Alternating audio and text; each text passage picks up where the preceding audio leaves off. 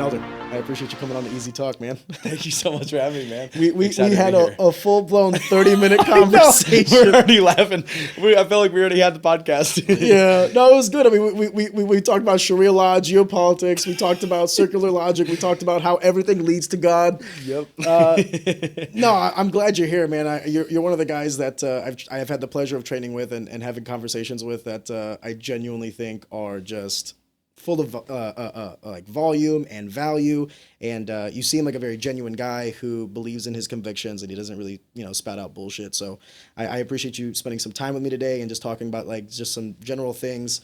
There were only two things I actually wanted to talk about, but the conversation we were just having, I kind of want to continue because you were saying that you're like a pretty devout Christian, right? Like you truly believe in God. And I can say that there have been moments in my life where my faith has been extremely tested. And I don't want to say that I don't believe, because as I get older, as with my daughter, I start to see the beauty in life. I start to see things from like the more macro sense of like, okay, like I can understand why certain things are the way they are, where as before I may have seen more granular and I was like, well, how is this affecting me, the individual, and not necessarily the greater consciousness, right? As I get older, I think that this is no way a coincidence, that this is no way like man made the world in its own image. I think that we are an image of some sort of higher power. The only time that I start to question that is whether or not we as human beings can truly conceptualize and accept a being like a God. Like, okay, so like what is God? Is God some guy in the sky that looks down on me and if I masturbate too much I go to hell? Like, is that what God is, like, or that's what a lot of people think. Yeah, so yeah. I as I get older, I think that this is definitely created not by happenstance, that this is much more of a curtailed environment that like kind of like a roller coaster. Like it's on tracks. And I can't tell you who made those tracks, but I know that I'm having a good time riding the ride. Yep. Dude, so, I agree with you completely. Like, I feel like, well, for one, I guess I would start by saying the guy in the sky, bearded white guy in the sky, judging us all the time and stuff is probably a lot of people's understanding or belief or thought of what God would be. And I'll tell you firsthand, I have zero idea of what God, not zero, because I feel like the Bible paints a really good picture, and it's such, even if you don't believe, and I truthfully, I didn't even believe whenever I first started reading the Bible. I've always believed in God. I've always believed, ever since I was little. I thought God put it on my heart to be the best fighter in the world. I felt like I had this calling, and I always just kind of believed, I was just like, yeah, that just kind of makes sense. I didn't think deeply enough about it at all. Like I was just like, yeah, God, that makes sense. Yeah. Somebody put us here. And anyways, but many years later, I was, I guess I was about 21, 22, and I was down at Killcliff FC, where I was been training the last like 5 or so years. And one of the guys there, Nate Marcourt, started running a Bible study out of Killcliff. And, still up until that point, I was like, just believed in God so much, and especially all the positive things of like, everything happens for a reason. There's you can silver lining of everything, and I still do believe for the most part of that. But anyways, I was like, I believe in God, and I don't even know anything about what I even say I believe in, So I was like, I should take this time. I should take the opportunity to kind of look into this Bible study. And so anyways, never opened a Bible really until I was 22. How old am I now? 27. So yeah, dude, CTE is a hell of a drug. CTE is a hell of a drug, bro. Actually, I'm just playing. I hope not. Please, please don't. But anyways, I think I was 22, 23, and the first time I cracked open the Bible, I was asking, because it's so much. It's Old Testament, so New much. Testament. It's crazy, and it makes sense, because to me, it's the understanding of the universe. It's like the guidebook for the universe. How could it not be insane? And when you say that, do you mean that the gravity and the weight of the literature covers so much that it can be a little daunting to an individual going into it for the first time? 100%. Literally, And I'll talk a lot about this probably. So, because it's an infinite topic, just like we were talking about. It'll always revert back to circular thinking because we can never understand God. You know, is basically where I'm going to bring this back to. But I don't think we have the capacity to like mentally. no way. Whenever I have conversations with opinion. my friends, like this is kind of what I get to is like, okay, so you have the trifecta, right? You have Judaism, Islam, and Christianity, and all of them believe that they're right. All of them believe that their God is the true God. It's like they share a lot of similarities. Like there's a Venn diagram between all three religions, but like which if we are playing this game, two of them have to be wrong, or maybe all three of them are wrong, or maybe could it be possible that all three of them are right? Like, could we just have like it's not necessarily the entity that is changing, but our interpretation of, and it's just like 100%. it makes me think like there's a lot of the good that comes from religion. I got my daughter baptized on the off chance that I'm wrong and that there is a guy in the sky. I want her to be saved. You know what I mean? So like, I'm not saying that there is no God, but what I am saying is I don't know if we've landed on it. I don't know. Like I guess that's what you were saying too about faith is like you have to have faith that you are correct. Yeah. So explain that to me. You're at this Bible study. You're opening up the Bible for the first time. Not the first time, but you're really digging Pretty into much, it. pretty much was and the first engrossing yourself into it. How is this affecting you? Dude, so my the guy that was leading the Bible study, Nate Marquardt, he one of the best teachers of the Bible that I've ever had, and I think that is unbelievably important. I'll give an analogy on that in a minute. But anyways, I was like, where should I start? Should I just start at the beginning? And he told me to start in the New Testament when Jesus was on the earth, which is, there's four books in the New Testament, Matthew, Mark, Luke, and John. And anyways, I legitimately, I really, really felt this way when I first started reading the New Testament. I literally like cried, a little bit because I was like, I've just felt so convicted and felt like I've already know all this. Like I felt like I've read all of it before. It was so weird. It was one of the weirdest things I've ever had happen. And later I come to find out in the Bible, it says that God wrote His law in our heart, and I really kind of believe that a lot because exactly for that reason of just like, man, I feel like I already know all this, and I feel like the reason that He did that, or the reason that I believe that is because there's almost never any excuse not to have a moral compass because we know it intuitively. We know when we're doing something right and when we're doing something wrong. When we're taking advantage of somebody, there's a conviction there because we know that we're not supposed to. We're supposed to love each other, and that is not that, And anyway, so going back to I guess what I was saying about I told you this earlier. I get really off topic a lot, No, you're so fine, I'll go dude. down a bunch of rabbit holes. Dude, Anyways, you're good. to wrap this back up where we first started, right, about God, guy in the sky, right? I feel like our ego gets in the way of us learning anything. It really does. Once you can separate yourself from the ego, and that's why the Bible says the fear of the Lord is the beginning of all wisdom, is because it comes with a sense of humility. Whenever you believe in God, you put something so far above yourself that you understand you're just so low on the totem pole that you are very, very insignificant, but simultaneously at the same time, He loves you so much that He basically made the whole world for you. He gave His only Son that lived a perfect life that was in no way deserving of any type of punishment, and He chose to die one of the most brutal ways that He possibly could in order to show His love for us. And I think that's just, even if you don't believe it, and this is where I was for a long time, was even whenever I first started reading the Bible, I was very, very skeptical. I've seen firsthand a lot of,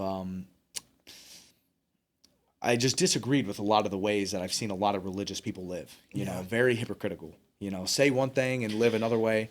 But humans are creatures of sin.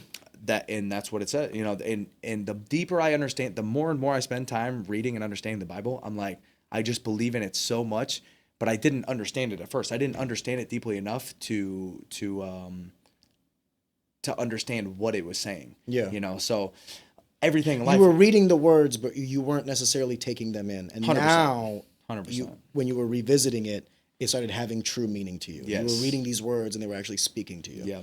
And it's also because I think like I said earlier, my favorite quote ever is the essence of wisdom is to see the connectedness in all things. And it's basically saying your ability to relate one thing to another is the essence of wisdom, because everything in life is basically the same thing, just repeated over and over and over again in different ways. Everything in life is so deeply intertwined and connected with one another that the deeper you can understand one individual thing, it'll give you the ability to understand any other thing that you try to learn. And so the more that I would start to understand any one thing in the Bible, the more I would later come back and read something I've already read and understand it deeper, because I had a better understanding of another part of it that it would then connect with itself, And I was like, oh, I understand how everything is playing in with each other now, and understanding the creatures that we are, our natural tendencies. And anyways, I'm getting way off topic. I forgot. No. You're getting. You're good, Evan. I love everything you're saying, because you said two things that are kind of hit me a little home, because you were saying about like how our ego prevents us from truly taking in knowledge and learning and accepting. And I think maybe one of the big reasons why I haven't been able to like truly believe or truly get into a faith is because I on a personal level, I feel like I need to constantly hold on. I have too much pressure on me. I have too much responsibility to unload this to anyone else. Like I need to be the one that takes it on, the burden of life, so to speak, and to carry forward, for my next generation, for my kids and their kids and what have you. And maybe one of the things that would make my life easier is if I could, somehow get to the point where I'm like letting go of that and giving it to a higher power. Maybe one day. I mean, as I sit here before you today, I actively try not to hurt anybody or steal or lie or any of these things. I live my life by the golden rule of treating others how I want to be treated. And where did I learn that from? The Bible, right? So it's like there are aspects of my life that I can resonate with to that. And I think one of the things that actually has made my faith stronger was realization that the collective way we look at science is its own religion. It's its own cult. 100%. COVID proved that to me. Yeah. Because I used to, my faith would always be, my thought of God would always be hindered by like, well, I can't prove any of these things. Like there's no like tests that I can do to prove God. There's no, scientific method in which Jesus rose on the third day after dying. No one else has done that. Like, you know what I mean? I need to see some repeated evidence. And then when COVID happened and we basically took science as we knew it and turn it on its head and like, oh, actually, we don't want to question anything. Yeah. And you have to listen to the narrative. And this is what we want you to do. It's like, okay, so just like religions change over time, because Christianity did. If you look back at the history of Christianity, it's also more with paganism and trying to get them into the fold. I understand that at the end of the day, religion is a man-made, it's a human creation. But there could be truth underlying that. Maybe not every word of the Bible is scripture. But when you read the Bible in its entirety, it feels like it. And that's kind of what I was, post-COVID, I thought to myself, I put so much faith into this other thing that doesn't have a deity. Why would it be so crazy to think I could put my faith in something that does? It's like I was willing to trust, these science scholars as if like whatever they said was scripture. Yeah. Well, why don't I just trust scripture? So a part of it is like, yeah, me as an individual, it's hard for me to believe that I'm not in control and that, there is a higher power and maybe he's acting through me in many ways. And then maybe a part of it is also that my world got turned upside down 4 years ago, where all the shit that I thought was like, well, this is how it is. And of course, like, why wouldn't we do it this way? And then when I saw it in real time, just burn to the ground, I'm like, holy shit, what even is my conviction? What even is like my moral, like my status, my zero, my net neutral? What is the foundation? Yeah. Where's my foundation? Yeah. So I didn't think we were going to talk about religion, but I'm glad we did, because it makes me think about also the other things that I'm doing in my life and maybe why I'm doing them. Maybe there is a part of me that's looking for like that hunger of like more. Like we often say like how much money will make you happy? Like how many people around you do you need to feel fulfilled? It's like maybe fulfillment will come from other things. Maybe no matter how much money I make, no matter how many friends I have, no matter what car I drive, maybe fulfillment will come from something that completely not tied to this world. I agree with that completely, man, because like I really don't think there's no way that I can look at, and dude, I'm a freaking I'm a freaking goober meathead MMA fighter with. Same here, brother. You know, like, dude, take everything I say with a grain of salt. I'm just remember, we've both been hit a lot, bro. You're not talking to an expert in any field. I'm always a laboratorian, bro. But anyways, any way I try to look at the world. Even, I remember I heard Neil deGrasse Tyson say one time that like the universe is constantly expanding. Eventually, no matter how long it takes, whether it's hundreds of thousands or millions of years, the universe, the galaxy itself, or the universe itself, the fabric of the universe is actually going to separate, rip down the middle because of the if you almost think about like the you're expanding it too far of like a any sort of fabric like a shirt or anything. Eventually, the further it gets out, it's going to start tearing in the middle. Black hole will be created. The whole universe will be just sucked in and destroyed. Every single thing that we've ever done in our life, there will be zero evidence of it and nothing to. Everything you worked so hard for will be gone. And this is a very like pessimistic viewpoint, kind of, in my opinion, is like everything is for nothing, if that's true. And then to me, it would kind of almost lead you to a way of thinking of like, well, what the heck is the point of anything? I should just be able to do whatever the heck I want.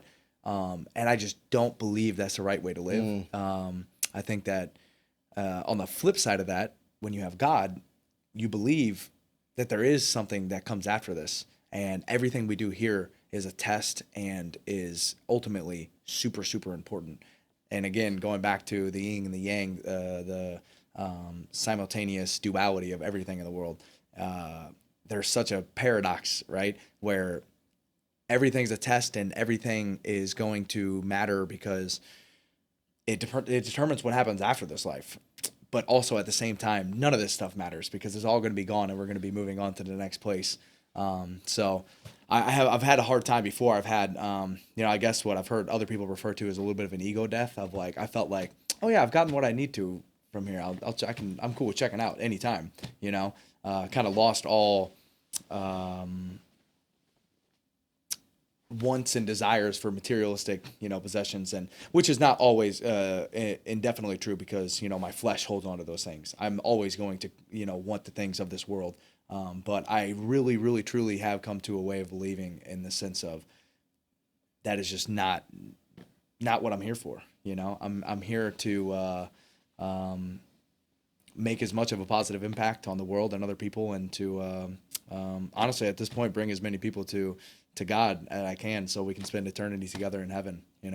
And I just believe, even if I'm wrong, even if I'm completely wrong, Neil deGrasse Tyson way of thinking of the universe is just going to rip in half eventually and all this stuff, there will be nothing to remember. Everything's black. We won't even know we're gone because, try to think about before we were here. Mm-hmm. We don't have any recollection of it, so what's going to happen? We're just going to turn off the TV. Even if that's right, I believe that the way that I'm going to live my life will be so much more fulfilling and satisfying to me. And I'll find much more purpose and fulfillment in that way of thinking that it'll ultimately be worth it. I heard a pastor one time say, he was like, what if you're wrong? Somebody asked him like, well, what if you're wrong about all your stuff? The way you're living, you just wasted your time, not enjoying life. And he was like, man, if I only sleep with one woman and I treat everybody well and I don't get to do a bunch of drugs and drink and party and maybe I don't have millions of dollars or anything else, I think I'm going to be perfectly happy with the way that my life went. I hate that question because it's under the assumption that the way he's living now, this pastor, is not giving him joy. It's not giving him happiness. Exactly. There are 7 cardinal sins in this world, and one of them is gluttony. And then this obsession with having, it kind of goes hand in hand with greed as well, because it's like this obsession with wanting more and to experience everything and to have this like gluttonous thirst for like, I want all of this. I want all the sex. I want all the money. I want all the food and wine and whatever the fuck that it is that you're trying to like get. It's like, well, how much, it goes back to my previous question of like, these material things can give you like a short-term happiness, but like what happens after that? Like you can only appreciate a peak if you've had a valley. And I think there's like this wisdom, maybe call it divinity, to kind of showing a way of life through sacrifice. We talked earlier about like how a good man, a truly good man, has honed discipline in all aspects of life. It's like if he's hungry, he can go without for a while. If he's thirsty, he knows how to like maintain that level of suck for a little longer because he knows that like he can't just act on his primal urges.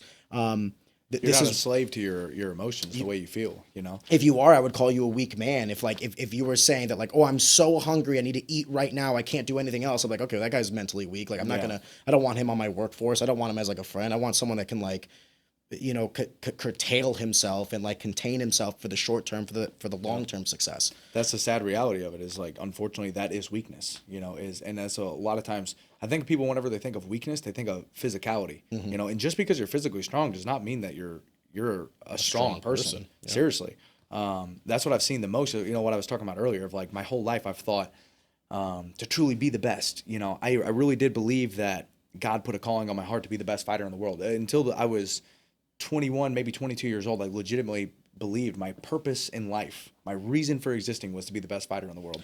And To shut other people's lights out. dude, I was trying to figure it out so bad because I was like, this is what God put me here for. If God didn't love concussions, why would he make our brains turn off? That's the best thing I've ever heard. Oh my gosh, I hope I don't have CTE. Listen, man, you know, you got 80 years on this world if you're lucky. Have fun. No, but shoot, speaking of, I forgot where I was going. What were we saying? We were talking about how just being physically strong doesn't Yes. necessarily mean that you could also be mentally strong. But I really legitimately believe that my purpose for being on this earth was to be the best fighter I could be. And up until that point, I was so only focused on the physical for some reason. I just thought fighting was nothing but physical. You step in the cage, it's physical.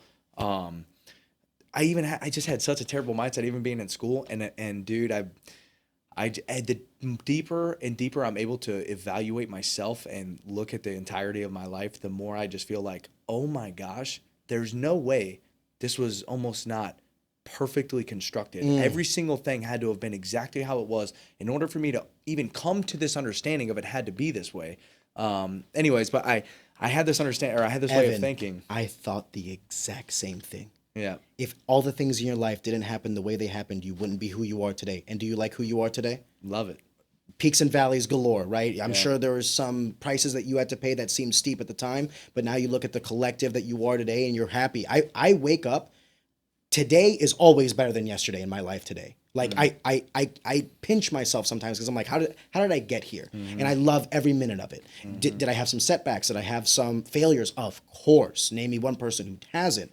But I like the way that I've navigated the world and where I'm at today.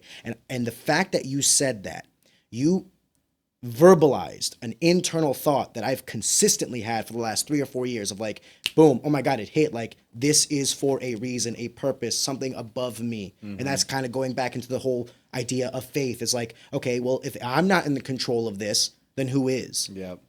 It's humbling. It's very humbling, and that's why the Bible stresses so much a sense of humility, because you have to get to accept God. And that's why the acceptance of God, in my opinion, is the foundation of all knowledge. That's what the Bible says. The fear of the Lord is the foundation of all wisdom. And it's because, like we were saying earlier, we can ask the question of why to infinity and trace back every question ever, everything, anything that we truly think we believe or understand can and will be traced back to the origins of the universe. Right, and then that leaves you with the God in the gaps theory. You know, whether it was, you're either going to say we don't understand that, or you're going to say that's God. You know, like to me, I always lean back to that's God. You know, I had such hubris in thinking that, like, I was like, oh, of course the Big Bang Theory. I was like, well, why wouldn't it make sense that we just, you know, it was like a cosmic explosion that created all this? It's like, well, if you believe that everything came from nothing, then you could easily believe that there's some guy in the sky did it too. It's like they're both equally as absurd. 100%. Absurd is maybe the wrong word to use, but like imaginative. Like we have no evidence for either. Incomprehensible, I would say. Yeah. It's like, it literally is. It is, we cannot, I don't think our mind was designed or evolved either way, right? Because I would believe that's kind of the two leading theories of we were either created or we evolved, right? I don't think either way our mind can comprehend that Brother, I've seen because some we- humans that make me think of de-evolution. I'm like, I've seen some guys at the gym where I'm like, ooh, Darwin was right on He's going the something. wrong way. Oh my goodness. This guy's Save missing this guy. something. I think that we can't think outside of the realm of, at least currently, time, matter, and space, right? And either way, that question of why to infinity will trace back to the origins of the universe, which ultimately transcend that.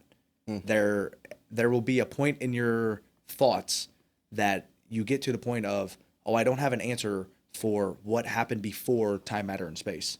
And to me, I feel that with God, right? I think that God created this. He spoke the universe into existence, and which is so ridiculous to think. Like it's like I was saying, it's both of them are so incomprehensible. It's above our ability to even comprehend. Like imagine being able to be like,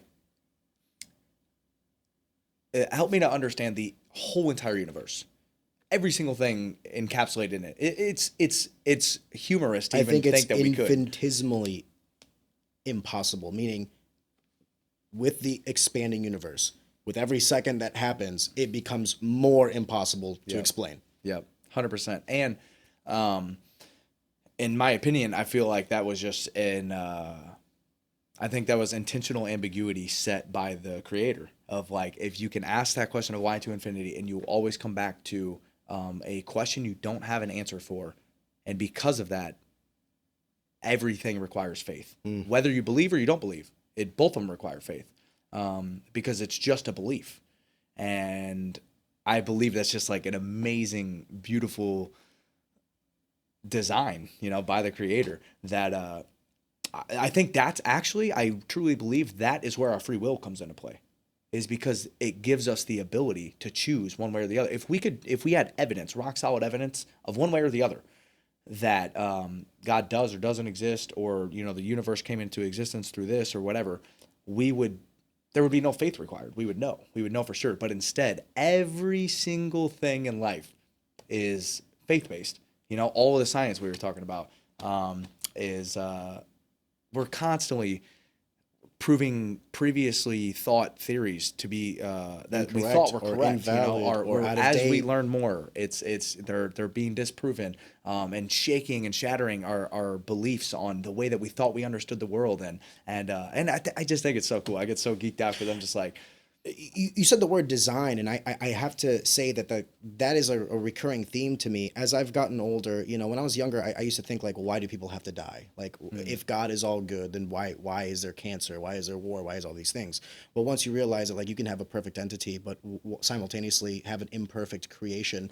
But imperfection by a perfect being means the imperfections were on purpose. It's like we were talking earlier about, like, if all of my choices were bestowed upon me in the sense like, okay, what I eat is not my choice. Someone chooses that for me. What I believe is not my choice. What I do in my life is not my choice. Well, then what am I? I am just a reflection of someone else, right? But because we have free will, because we have the ability to fall short, because we have the ability to exceed expectations or zig or zag or what have you, it's like it creates what I call the beauty of mortality. I used to think like, well, if humans could live forever, imagine the good we could do. And then I thought to myself, well, no, like there's a beauty to dying because you know that you're temporary. And it wasn't until I had my daughter that I realized I get it now. If I could live forever, I would only think about myself. I wouldn't think about anybody else. I would accumulate as many resources as I could. I would try to maximize my physical pleasures on this planet because I'm going to be here forever. Yeah. But because I'm temporary, because I stood on the shoulders of those that fall before me, I will eventually fall before the next generation. And just like the baton was passed to me from previous generations, I have to be the arbiter, the steward of this world and give it to the next generation better than I found it. And when I say these words out loud like this, I'm getting kind of chills right now because it starts to make sense of like why I'm here. Why am I here? I'm here to get as many things together as I can, provide as many opportunities for those around me, provide as much prosperity and joy and life and love as I can for all those around me. The reason I started this podcast was because I enjoy having conversations. And I have the extreme honor now of like paying people.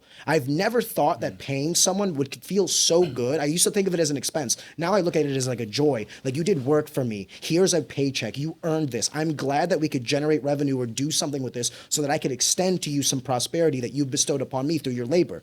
And I think to myself, like, that's why I have such a affinity for entrepreneurship, is because these guys are taking so much risk. They're taking so much, not just guys, but women too. They're taking so much responsibility and so much pressure on their shoulders to create something. And if they fail, they're idiots. But if they succeed, they're exceptional human beings. And all we can do is, like I said earlier, I got 80 years on this planet if I'm lucky. I spent the first 18 conceptualizing reality, the next 5 educating myself, the last 5 becoming wiser and getting more inundated with life. The last 2 to 3 years, Evan, I finally feel like I'm hitting my stride. And like where I'm at 31 is where I thought I'd be at 40. So now when I wake up, I think to myself, well, where the fuck am I going to be at when I'm 40? And then when I'm at 40, where am I going to be at when I'm 50? And then my whole goal truly in my life now is like, when I die, I want it to be the most melancholy or like the most oxymoronic feeling for all those around me, because I want them to be simultaneously sad that I'm leaving the earth because they'll miss me, but simultaneously happy with everything that I'm going to leave them behind. I want to leave a legacy, not just money. It's not just money. It's means. It's the lessons that I bestowed upon them that were bestowed upon me from my parents and their parents and so on and so forth. The beauty of life is so divinely perfect in its imperfections. Yep. Yeah, absolutely, dude. I love that. I mean, you put it perfectly. It was again, we'll continue on for forever, in a circular way of thinking, because there's no figuring it out. There's no figured out. There's no answers. And it's beautiful. It's so dope. I think it's so awesome. Well, it's also like the world, just for argument's sake, let's imagine there is no God. Let's just imagine there's no God, and like science is the truth. I find that to be a duller life. Mm-hmm. Could you imagine the pain of knowledge, to know everything, to not leave any stone unturned, that there's nothing more on this planet that will surprise you? Yeah, that's crazy. And then it makes you think, that's probably what it feels like to be God. Yeah. Yeah. That is crazy. It's so crazy. It's so mind-blowing because, so anyways, to wrap this back around with the very first question, right? The bearded white guy in the sky. I think it's our own ego that gets in the way. It's always, just like you were saying, with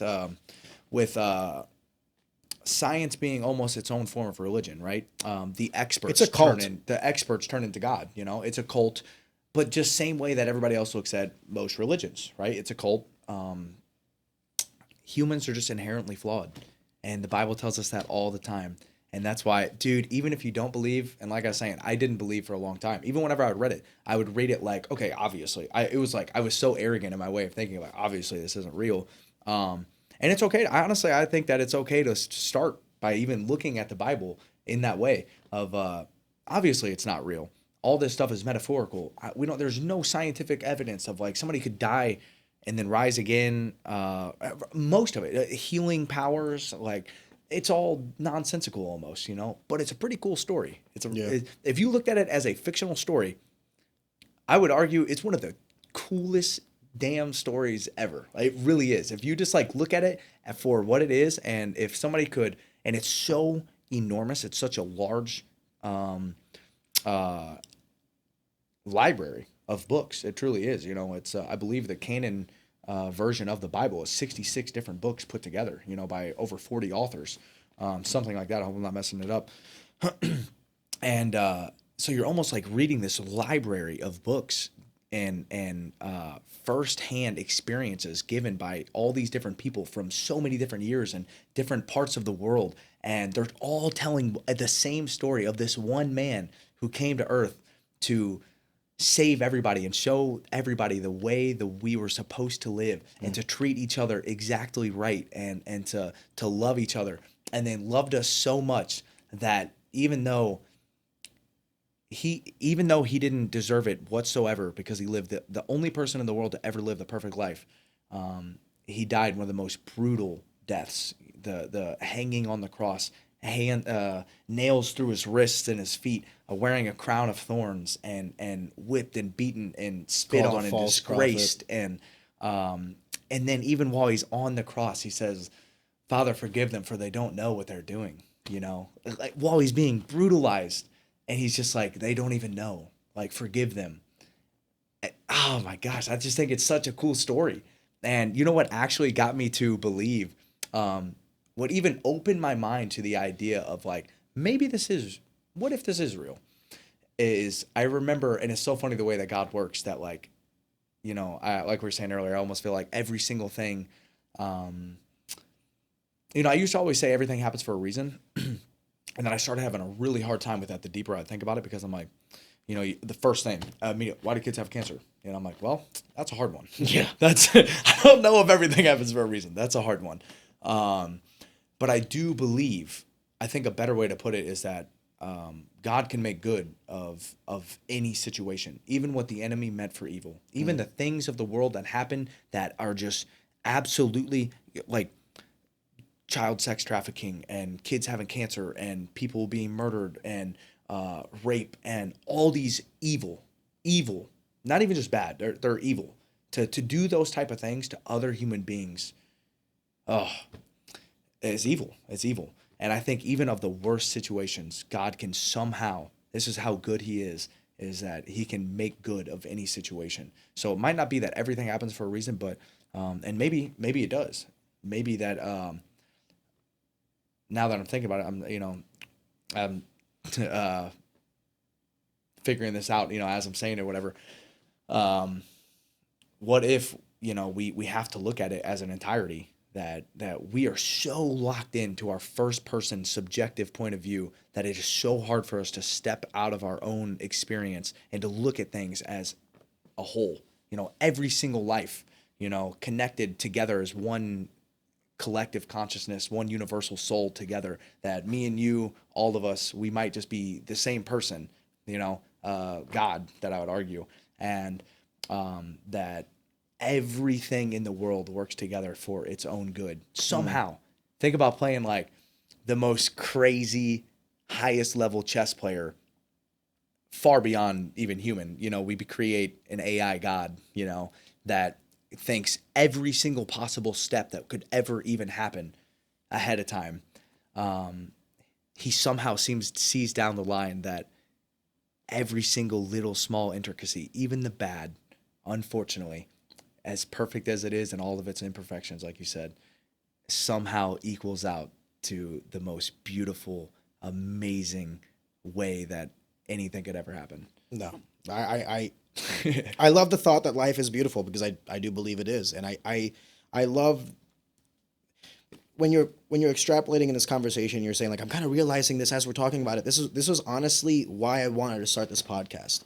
I was waiting for the episode where I came in here with a kind of like not a script, but things that I wanted to talk about. And we went down a rabbit hole of something that I can sense the passion in you, and it brought over a passion I didn't even know I had in me. And we're linking the two. You're establishing a perspective that I think is, in a way, is a luxury, right? Like only if all of your needs are met can you sit around, look to your left and to your right, and start worrying about your fellow man. Maybe you have to at least have that core stabilized. There's a part of me that worries that we were talking about strong men, discipline, and how, at least for both of us, it seems like some of our convictions, some of our discipline, our morality comes from faith, from a religious background. When you see society slowly over the years stray, not just from Christianity, but I mean, a belief in God in general. Religion has kind of gone on a downturn. And I had a professor at UMSL actually tell me once, he's like, in a world with God, you can have science, but in a world of science, you can't have God. And the way he said that was essentially, if you believe in science, you have to either create a God or you have to find a God. But in a world of God, you can have unfettered science. And, we were talking about how science has a lot of answers, but it doesn't have everything. And that as science progresses and how technology progresses, like preconceived notions start to change. Like what we previously thought was true now becomes not true, or maybe variables in the truth. If I change. can throw something out there real quick, I remember hearing this quote one time about what I believe to be very similar to what you're saying. Is that, I hope I don't mess this up. It's like if you believe in God, you can believe in anything. Anything can happen. God is so without limitations, right? Anything is possible. I'm sorry. This, I think, is the way it says. If you believe in God, anything is possible. If you don't believe in God, everything is possible. That you could almost never build a foundation of anything because there's so many different ways that you could possibly think about it. We're constantly deconstructing our previous thoughts and the opposite way. If you believe in God, anything is possible. That you have a foundation to build off of, and that through Him, He can do anything, work such miracles that are far beyond our understanding. Like we were saying, or like I was trying to explain with the chess analogy of like, I don't remember the Bible verse, but it's something along the lines of, for you may not understand now, but later you will. The things that I'm doing now, you don't understand it. Don't worry about it. I got it. But later you are going to see why these things had to happen. So anyway, sorry, I don't know if that was exactly the same. No, I don't want to spend the whole podcast on this topic alone. I just think it's a very good one. I think there's a lot of value in reaching out for spiritual guidance and looking past the material world for happiness. Like I said, how much money can make you happy? If all you know is materialism and all you know is, the physical world, then you will eventually become dull of this. But I do believe that the things that make me the happiest are the things that I couldn't put a price tag on. Yeah. Like hanging out with my daughter makes me thoroughly happy. Yeah. I can't buy that. Yeah. No matter how hard I work, I'll never be able to like purchase that at a store.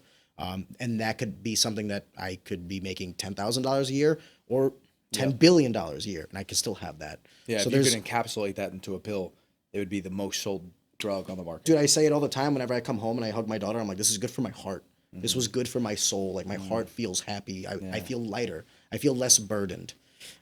You were talking about, when we were talking about religion and faith, you were talking about like you were put on this planet to be like the best possible fighter.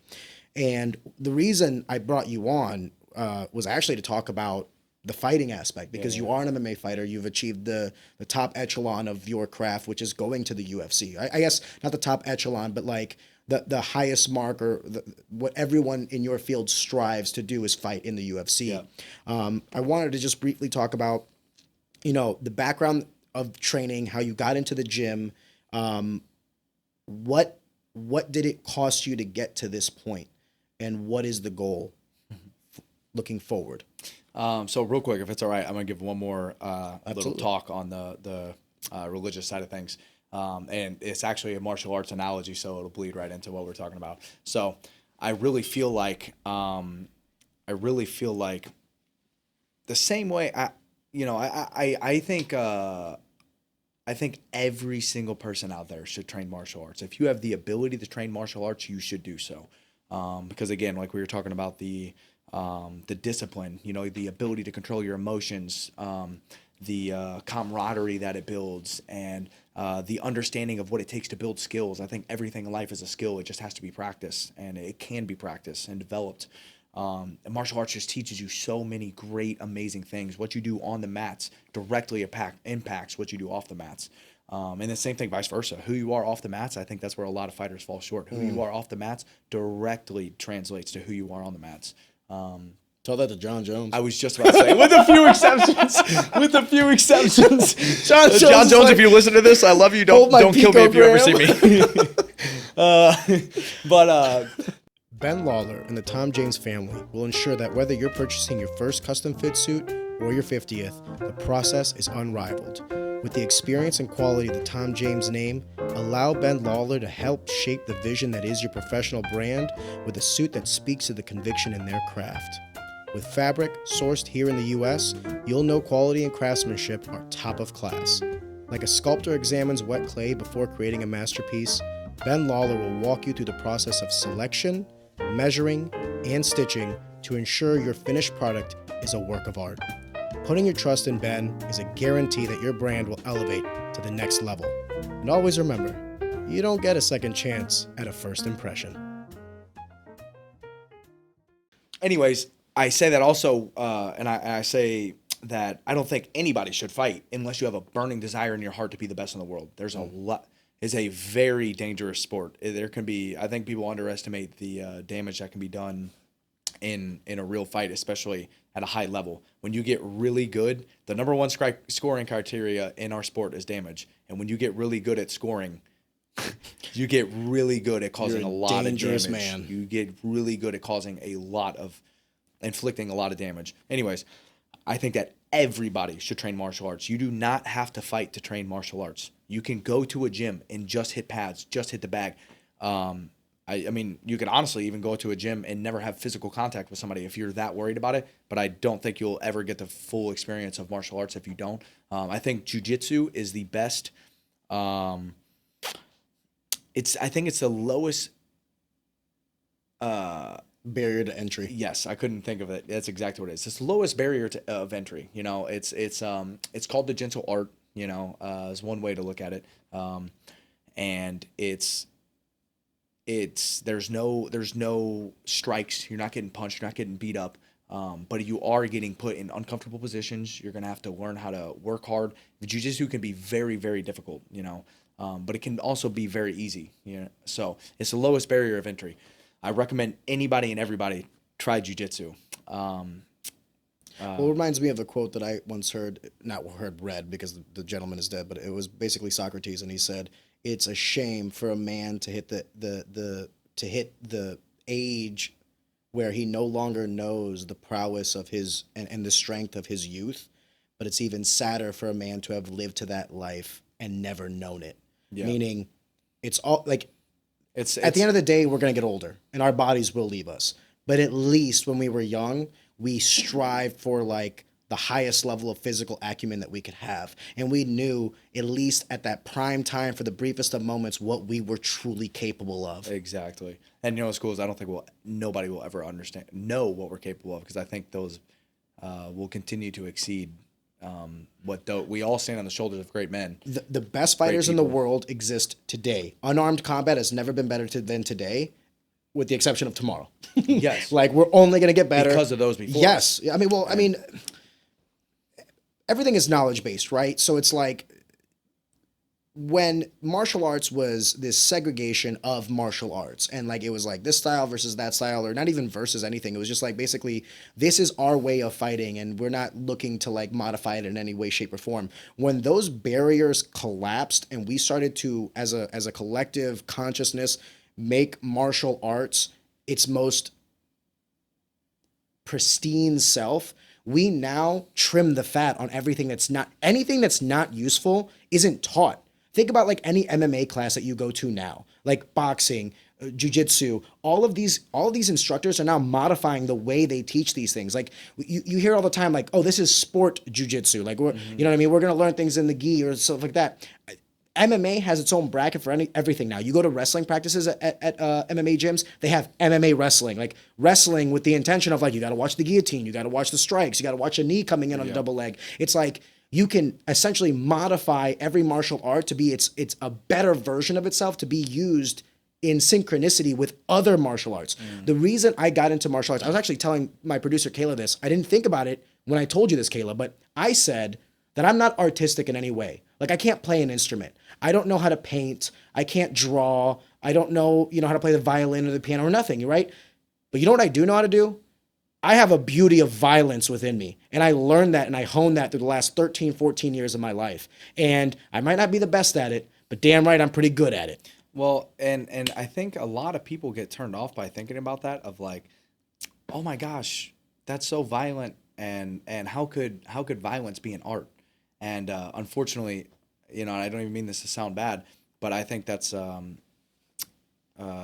you're just ignorant to the sport. You don't have an understanding of how how deeply artistic this is, how hard it is to be exceptional at it, because it's so difficult, and it's an art, because I think it's one of the purest forms of art, because you're truly able to express yourself, and I believe that's what art is. I don't know the actual definition, but I would imagine it's somewhere along the lines of just an expression of oneself, right? And it's like you are doing exactly that. You're taking what you have, your physical body that you've been gifted, that you've been blessed with, and using it in all of its ways to create this dance with another person that is trying to that you're trying to keep. You're playing this crazy game of high level chess with dire physical consequences, right? There's so many things being calculated.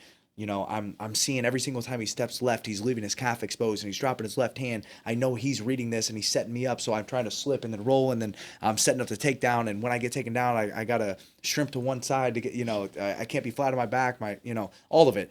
It's so beautiful, and it's even more beautiful because it's so hard. It's so hard. It's so difficult, and to really achieve success in it takes so much effort that there's no real way to shortcut it. And I think that every single little bit that is earned that is gained is earned. It's like you just can't cheat it. You can't cheat. No, and it's a triumph.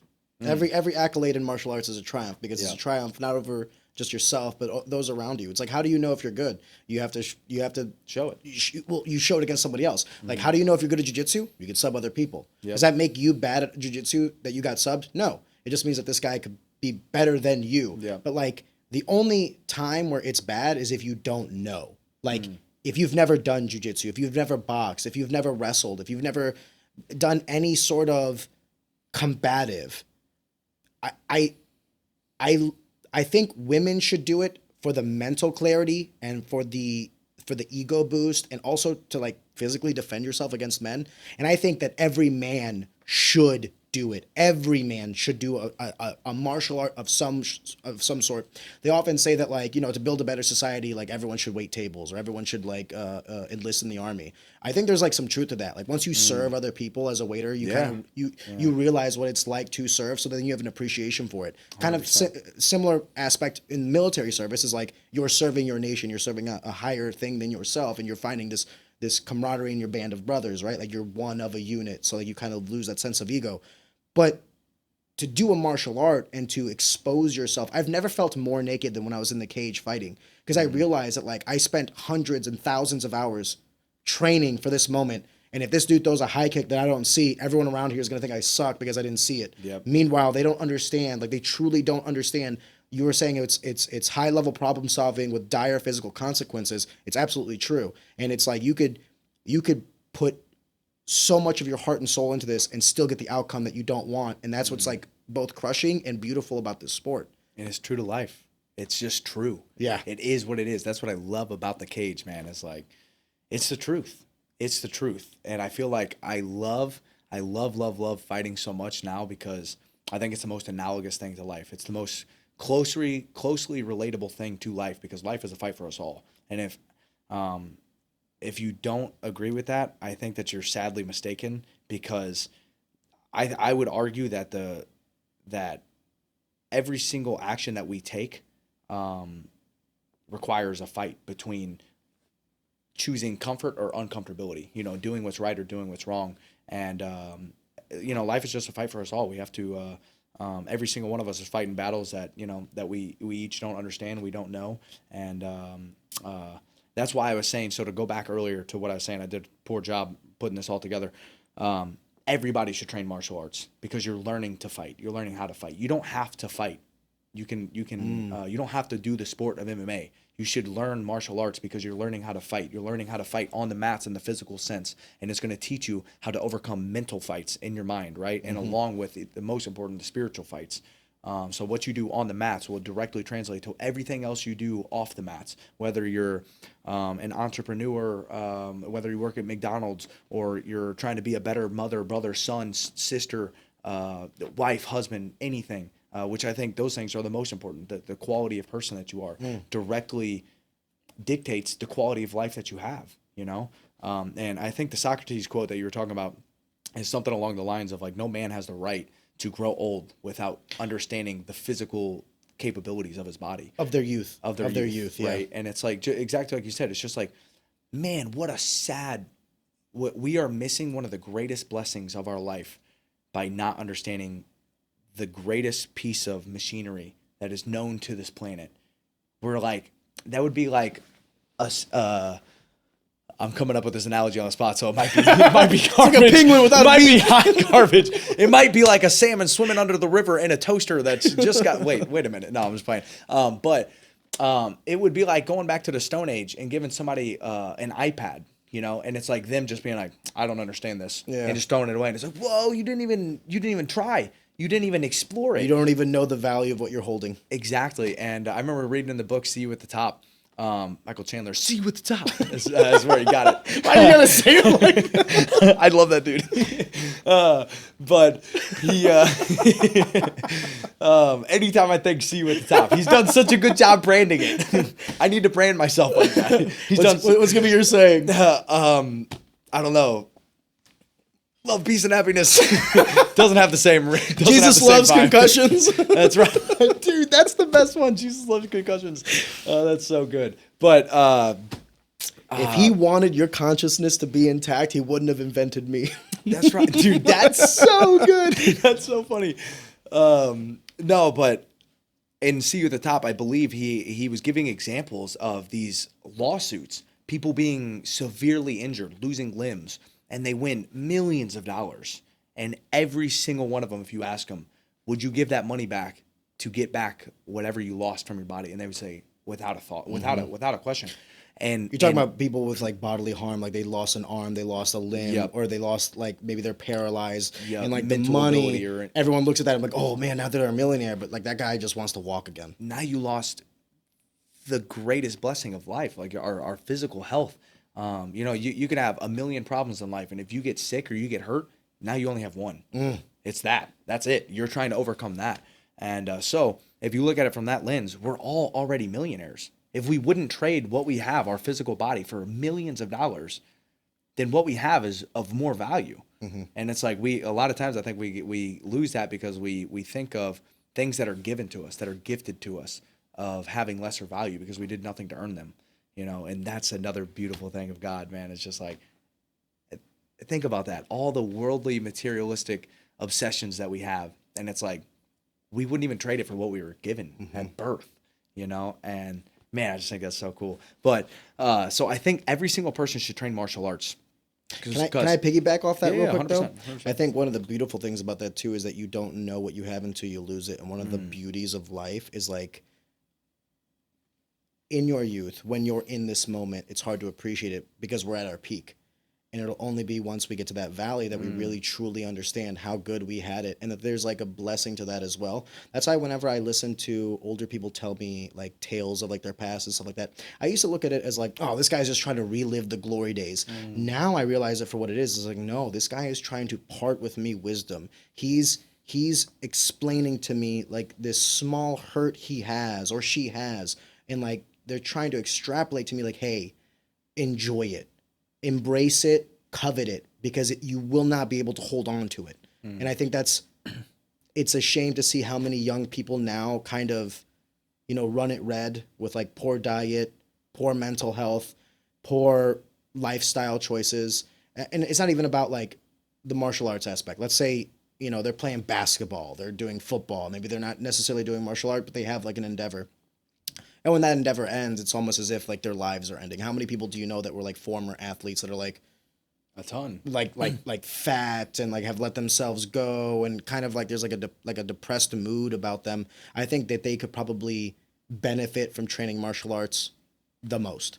I agree. I think a reason that happens a lot is because so many people, and like I did, and I'll go into a question I believe you asked earlier about, you know, fighting and why I'm doing it, how, you know, what's the goal. But I think so many people put their identity, they identify with their career or their sport or any number of things. And that's why I think, again, identifying as a child of God There's nothing better. Like it's like that's like if I put my identity in one thing, it's that. Because it used to be MMA. I thought my existence, my reason for existing, was based upon whether or not I was going to be a UFC champion. I legitimately thought all the time, if I'm not the best fighter in the world, my life was a waste. Like, what am I, dude? I suck. Like that, and that it was so much pressure. It was so much pressure, and it could be taken at any second, and it was always such a fear of mine. And again, here's one example I have of, for me personally, of the infinite amount of examples I feel like my life has provided, of how everything happens for a reason is, when I broke my jaw.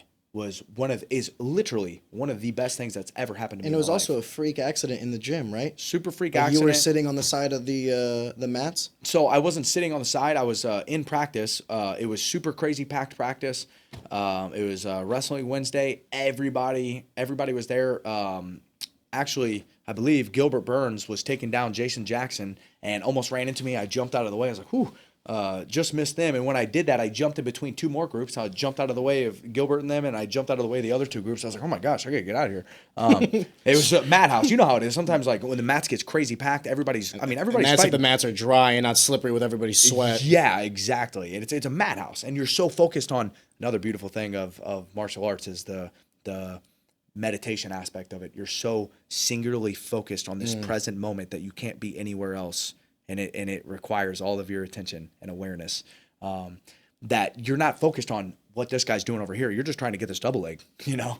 And so anyways, all the mats are packed, and I start jumping out of the way of these guys. I jumped out of the way of the first group, right? That almost ran into me, and coach saw it and was like, hey, whoever's out, watch your groups. Make sure we're not running into each other. So as I jumped out of the way of the second group, I was like, oh, they're really close to each other. I should get in between them, make sure they don't run into each other. As I turned around, one of them had gotten thrown, and his foot was flying through the air, and as I turned, the heel hit me in the jaw and just broke my jaw.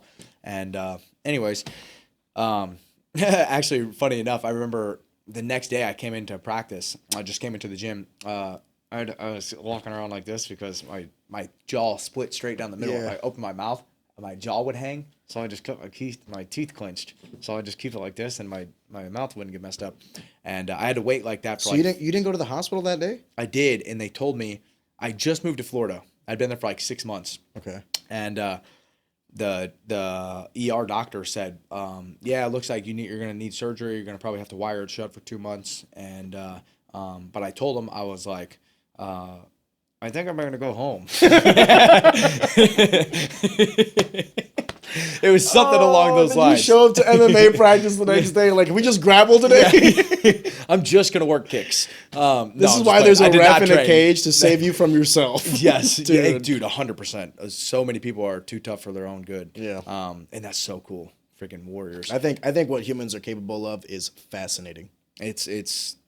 I don't think we'll ever truly understand what we're fully capable of. Because once somebody sets the ceiling, somebody sets the standard, then everybody else knows that it's capable. Exactly, and then it'll get blown out of the water. You know, the 4-minute mile.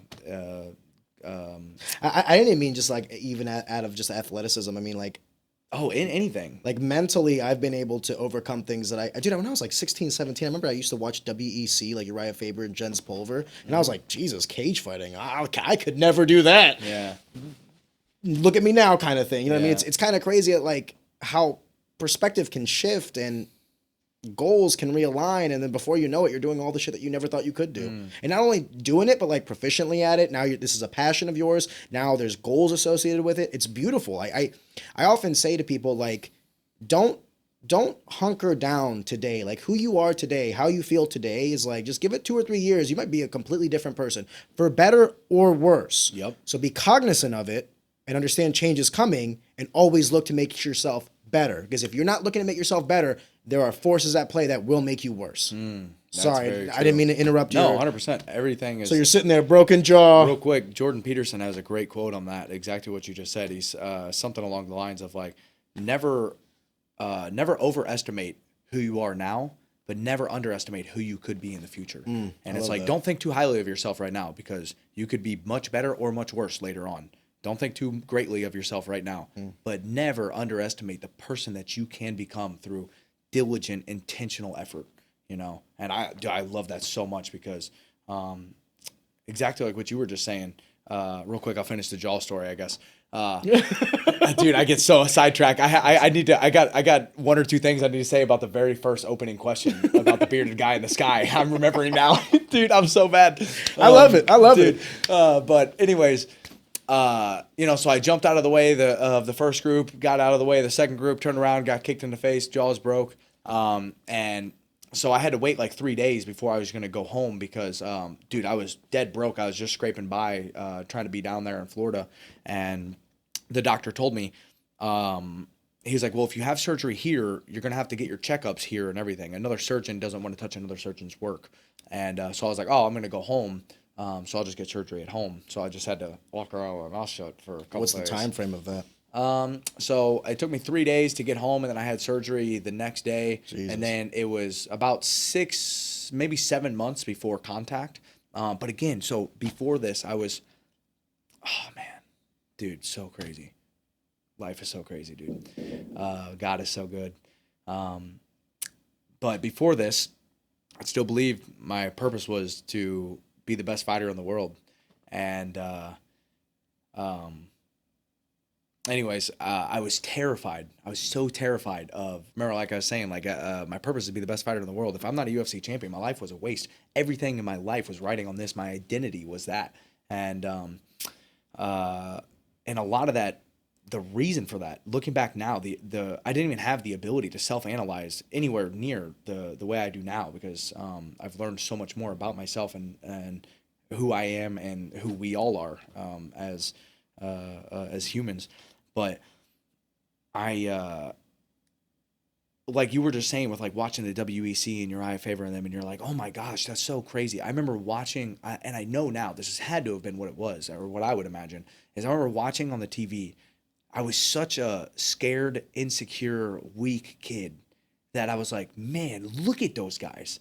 If I could somehow figure out a way to be able to be good enough and tough enough and just manly enough to be able to be doing what those guys are doing, I will have had to have become such an amazing person, and then of course, at the time I was thinking materialistically too, through, not at 6 years old necessarily, but up until this 21 or 22-year-old, I guess I was 22 whenever I had this revelation I'll tell you about in a minute.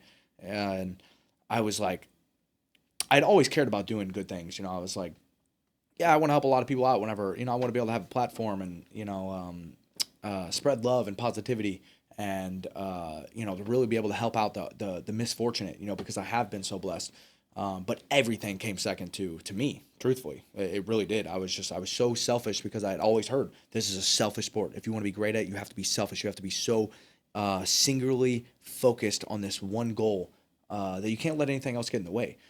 And it made me very, very selfish. And I was also very materialistic because I was like, well, if I'm putting in all this work, I better be reaping the rewards. I'm like, I'm going to get all the money. I'm going to get all the cars and the women and everything. I wanted it all, because I was so... I was weird. It was weird because I had no understanding of where the heck I was at. Of like, I had this spiritual mindset in a way that I didn't even understand because I was like, yeah, God gave me a purpose and I want to do good things, but not until I get all mine, like so. Anyways, I ended up breaking my jaw, and up until that point, I was terrified of injuries because if I'm not actively on the mat getting better, then for one, I'm probably getting worse. And for two, somebody else out there is getting better and they're going to be surpass me and I'm never going to be the best. And then my whole life is a waste. I was terrified of being injured. And again, that's just such a weak mindset because I'm so afraid of, for one, something that's probably almost inevitable. And for two, especially in that sport, dude, for sure. And, I've had so many injuries now and, they're not that big of a deal. They are, but we're gonna feel them. Yeah. No, but also I'm worried about something that is pretty much out of my control a lot of times. Like like that. I don't know. Of course I could have been in a different place, a different time, whatever. But like I had no control of that guy getting thrown. I wasn't in that physical equation. space. Yes. And anyways, so broke my jaw. And a week after I have surgery, I I'm back to like hitting pads. I'm sorry. No, I wasn't. I was lifting weights. The doctor told me as long as I'm not putting too much pressure, biting down, clenching my jaw, I can lift weights. So I just stand there and like almost open mouthed, like start trying to work out. And You're sending a lot of mixed signals to all the boys. yeah, I was probably, dude, that was a bad day to pick up the shake weight. Bro, it's so weird. I had so many guys slide in my DMs after that. It was, I had no, I'm putting the pieces of the puzzle together. Everyone's asking to spot you, and you're like, bro, I'm just doing some curls. Yeah, man, they were asking me, like, take me out for a drink. I was like, I'm only. I need an adult. Somebody help me, please. I don't feel safe. I know I am an adult, but I need one. Dude, I say that all the time. Anytime anything happens, I need an adult. Like, sir, you just turned 27. Sir, you're a trained killer. Yeah. So, anyways, I broke my jaw. I've been terrified because I'm like, well, if I'm not getting better, then somebody else is, and I'm never going to achieve my goal. And, anyways, I'm right back to work right away. It basically made me realize that you can always be working on something, right? And and then 2 weeks after that, I'm back to hitting pads. I'm running. I'm like, dude, I'm getting better. Like, I'm still training. I'm still improving. Though this was a setback, maybe in some ways, it forced me to be better in other ways.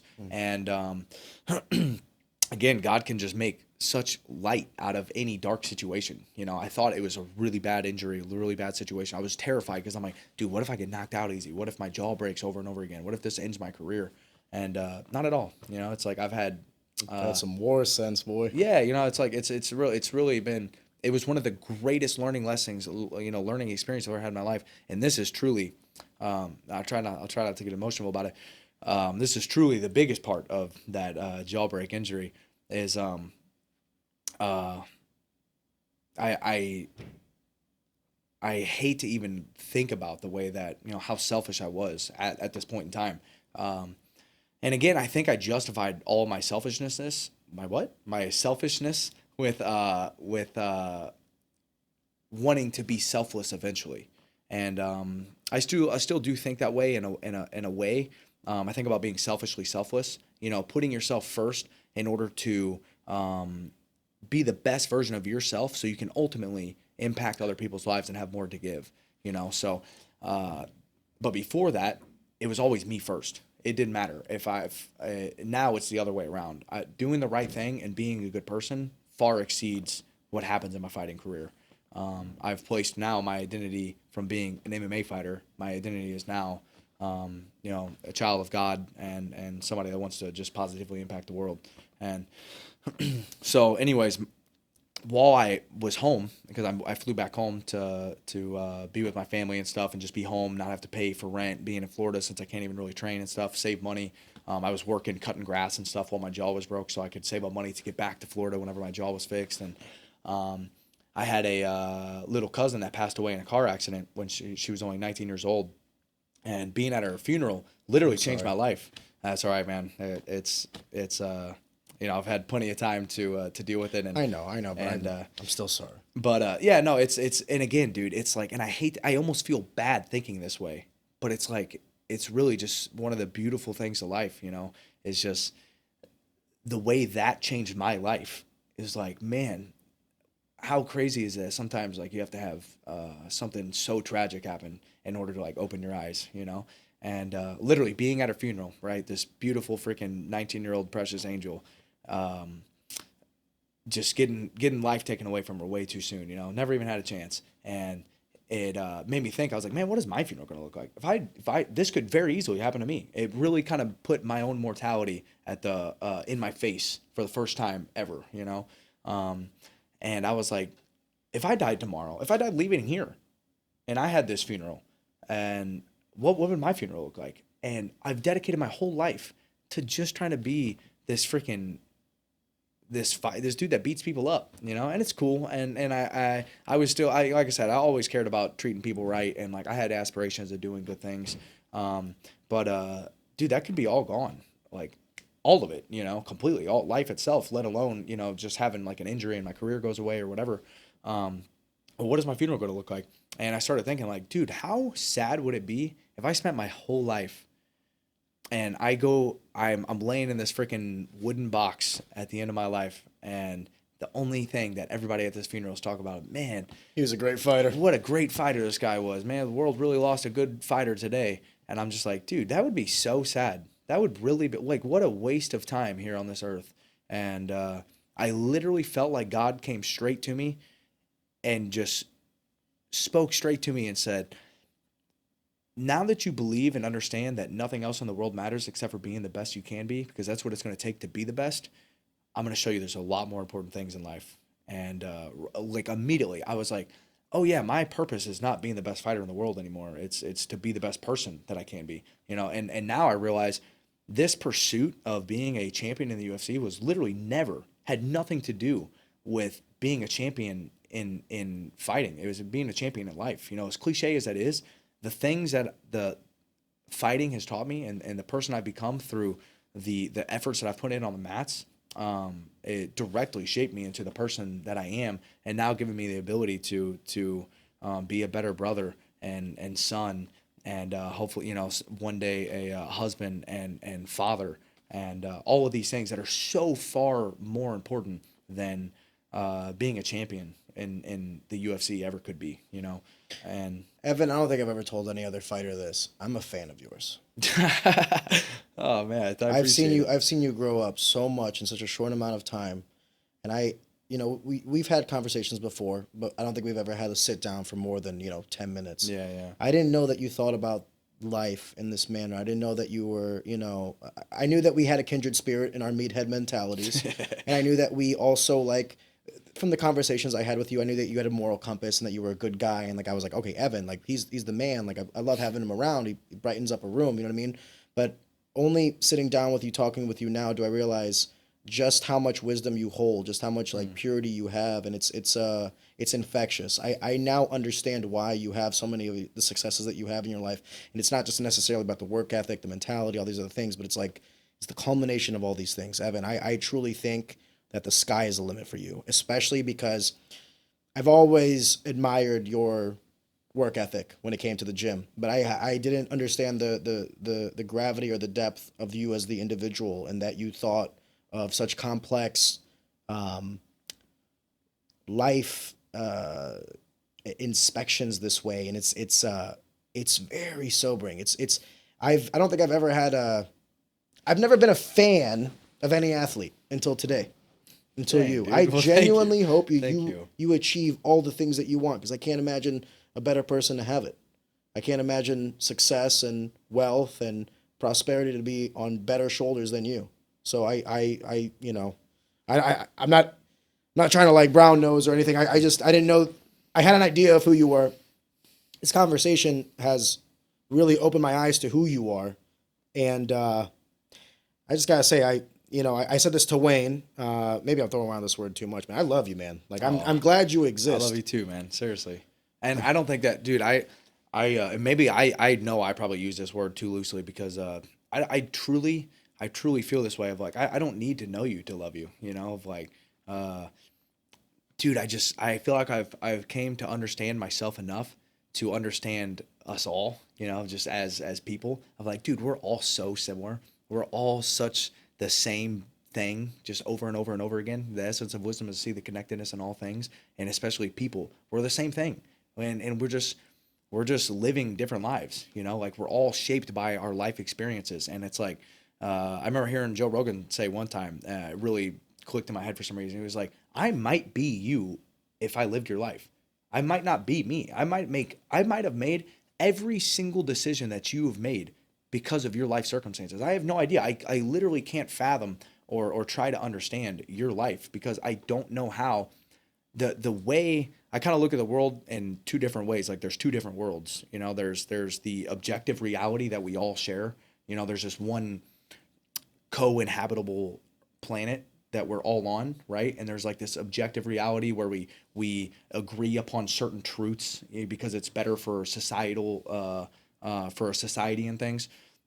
And then we have our own subjective reality, you know. So we have our objective that we share, and then we have our subjective reality of which the objective reality is almost unidentifiable through each person's lens. You know, one of my favorite ways to look at this is like, I remember one of my best friends, shout out Seth Kausman, love you, buddy. He's colorblind, and he And racist. I didn't want to say it, but no, I'm playing. He said nature finds a way. Hey, I can't judge him. His life circumstances. I'm joking. I have no idea who this guy is. I'm playing. I'm sorry. By no defamed means you. do I defend racism. Seth, I love you. You're not racist. He's one of the best guys I know. But anyways, you know, like say we're playing chess right here. And we got this bronze and silver or whatever. I don't know what way he would look at it, but it might be like, he'd be like, yo, I'm going to move this. I'm going to move this yellow knight, you know? And I'm just like, what? Yellow? What are you seeing? Like, that is so crazy that we are sharing this objective reality. That is the same thing in front of us, but you are literally seeing it completely differently. And that is just the physical. I feel like the same way hard work is like the baseline of like being a good fighter. Like we were saying earlier, this might have been before we started recording or whatever. Everybody works hard. Like, that's like the baseline. Like, dude. Well, once you get to a certain level, like when people say like, oh, that's a tough kid, or oh, that guy's strong. It's like, dude, when you get to a certain level of any professional endeavor, it's like everyone's, or at least for combat sports, everyone is strong. Yeah. Everyone is fast. Yeah. Everyone is tough. Like, name me one guy that got to like a professional ranking of, let's say he's like 5-0 or 5-1, 6-2, whatever that record is. How could you get to this point and not be tough, hardworking, strong? Are you kidding me? That's not an accolade. That's the new barrier to entry. Exactly. If you want to be at this level, you have to be these things now. Yep. And unfortunately, and actually, I feel like there's an infinite amount of levels to every skill. And hard work is a skill. There's people that work harder than others, and that skill runs deep. It matters a lot. But just to work hard in general is just like barrier to entry, like you're saying. It's baseline. It's like, shouldn't even get patted on the back for it necessarily. Anyways, that's the physical. Like I was saying earlier, the hardest work of all is thinking, and that's why so few people do it, right? And well, when they think, then they have to look within themselves, because it's easier to just do what you're told. Once we realize that the majority of people are just looking for a certain comfort in life, then everything else starts to make sense. It's like not everybody, it took me a while to realize this, but like not everybody is driven onto the same things, and it's not okay for you to like extend your thought process. Like you might love working hard, and that hits you with a dopamine hit and your endorphins. Some other guy might just chill out and want to read a book. Like the perspective, like as you were saying, it can shift, but like once we realize that not everyone is wired the way we are, then everything else starts to make sense. It's like you might look at certain accolades differently than I do. That doesn't make you right or wrong. It just means that you value something different from me. I might value concussing people's brains. You might value driving a fast car, or maybe working on a car, or what have you, whatever it is. The beauty to humanity is a sense of progression, though. No matter who you are, no matter what it is that you do, you want to eventually get better at it. You could be making ships in bottles. I don't know. Maybe the ships get smaller, or the ships get bigger and the bottles get smaller, what have you. You know what I mean? It's like you just want to see progression in your life until the end days, and then it's over, and you look back and you say, okay, what have I done with my life? And who are we to say that in what way somebody else is progressing is right or wrong? The or only time I get in on how someone lives their life is when it starts to affect other people's lives. If you want to live in your own microcosm, like you want to work hard at the gym or whatever, fine. But the second you like start knocking people outdoors just because you can, well, now that's a problem. 100%. It's the same thing. We had Lindsay Hoff on. We were talking about marijuana and like smoking weed and all this stuff. And I was always like, my rubric for drug use is legalize everything.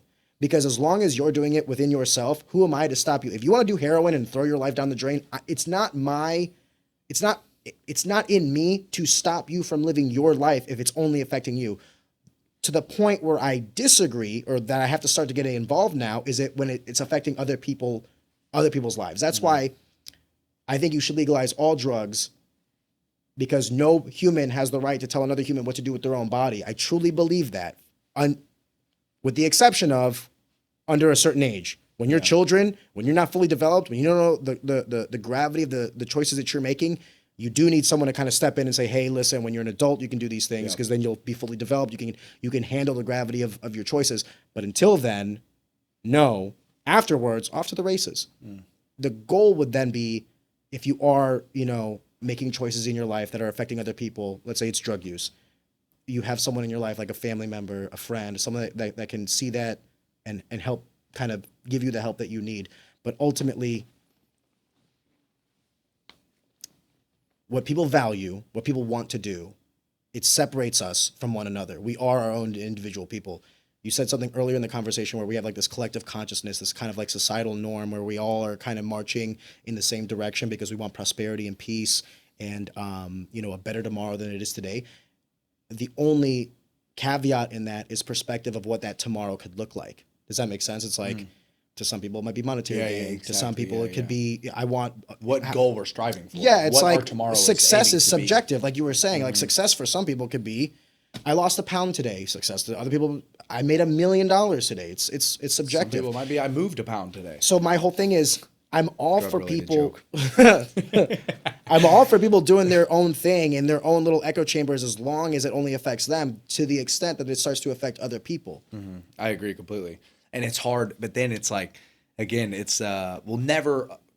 I don't think that we'll ever come to any real truths. Everything will be circular thinking because, again, every question can be asked to infinity and will be. Well, there are truths. There are truths that we agree upon. That like our murder is. Oh no, murder is bad, right? But what if you're like, what if you defending kill? yourself What if you for- kill a killer? Exactly. It's that. It's Maybe I was intentional wrong, ambiguity, Evan. man. There are zero. This is just my own personal opinion. I just don't see a way where we could truly know anything. Like, and even if you were to tell me like right now, like this is happening, like, well, how can you All tell right, me Matrix, for sure relax. Exactly. And you know what's crazy is it really is it's kind of how I feel like it. It's like, how do I know I'm not dreaming? Or how do I know that I'm not, whatever, anything. So.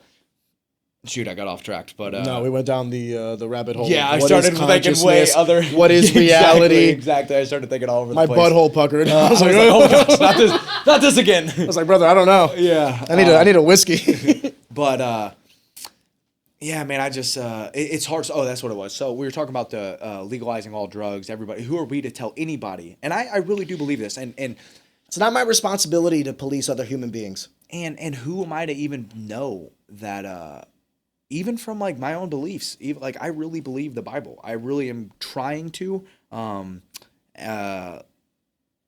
believe and live in a way that is much akin to that of Jesus as possible. And it's a cool, beautiful thing of like I know I'm always gonna fall short.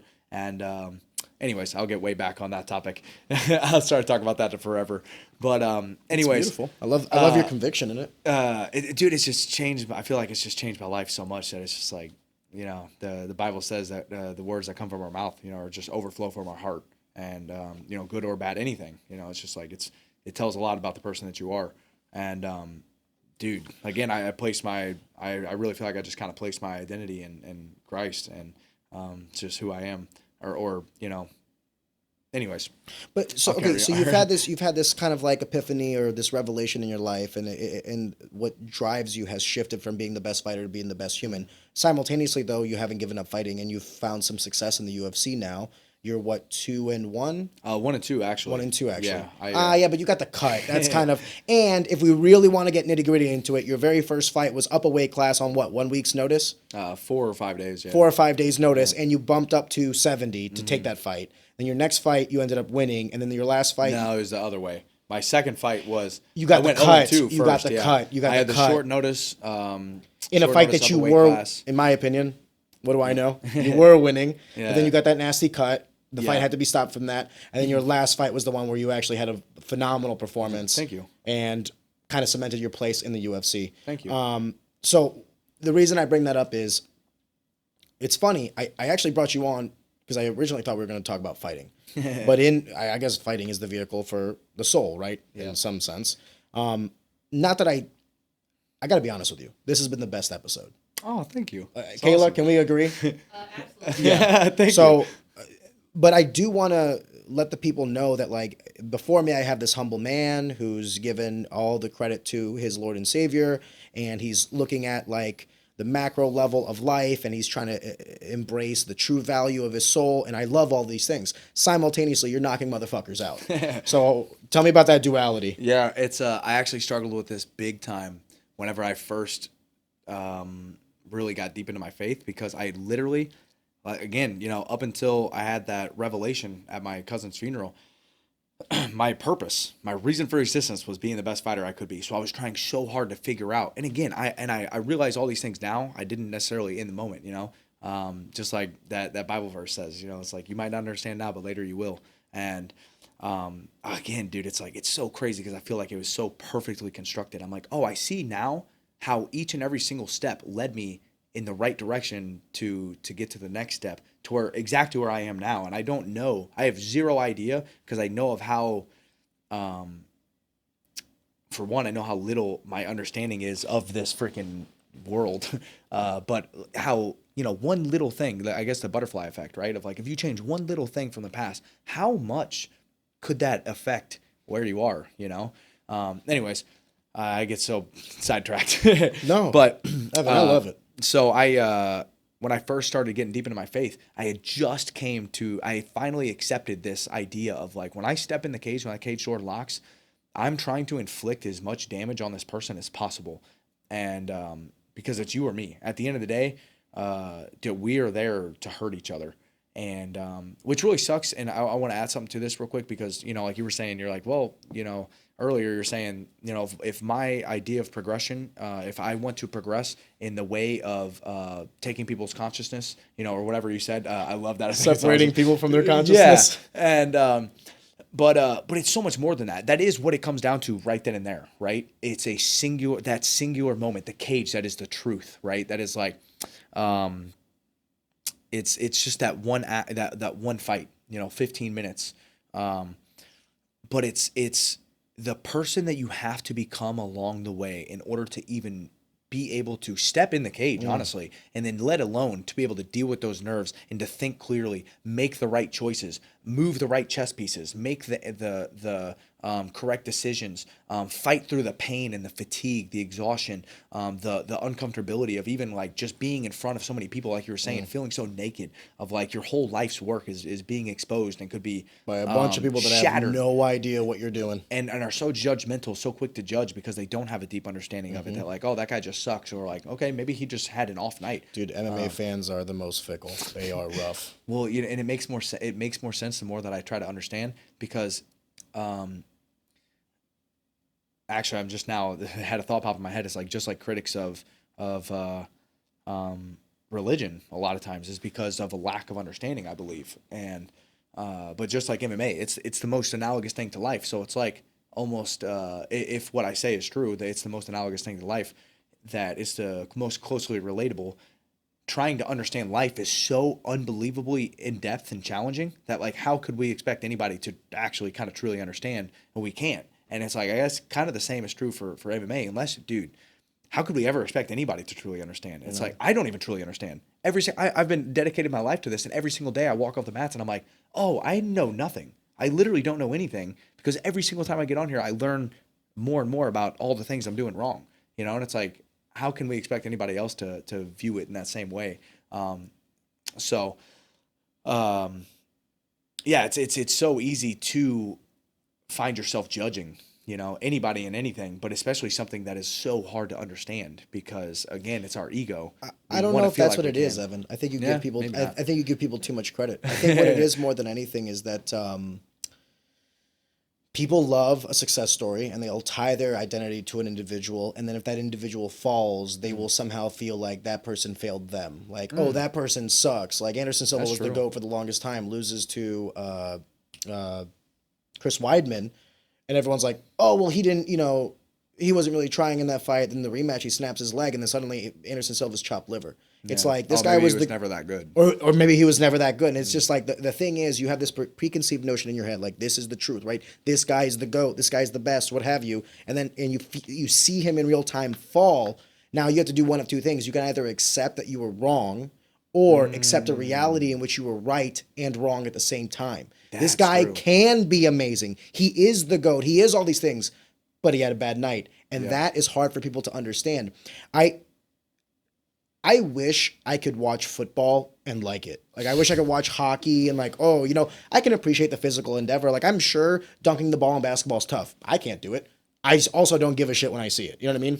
The reason why I love fighting so much and why if you ever watch fighting with fighters, people will understand this. I go on a jab because I know how hard that sticking jab can hurt. And like, someone will throw a leg kick and they'll block. I'm like, ooh, I know that stung Mess even up if he his blocked. forearm. Exactly. Yeah, Because I know the nuance, I can really appreciate the sport. And one of the things that drives me absolutely fucking insane is these critics that like, I hate to say it like this, but like they've never stepped foot in. They don't truly understand, and they still are giving in my opinion, a disrespectful synopsis of their body of work. You hit it on the nail on the head earlier. When I watch UFC fighting or when I watch Bellator or PFL, I know that both of these guys, in order to get to this moment, have sacrificed so much that Especially at an elite level. dude, they're probably not financially stable. They're probably lacking in some social endeavor because they had to give up so much time to train. You know what I mean? I can appreciate the sacrifice just for them to get in there. When I watch fighting, I don't have like a favorite. I have two things that I want.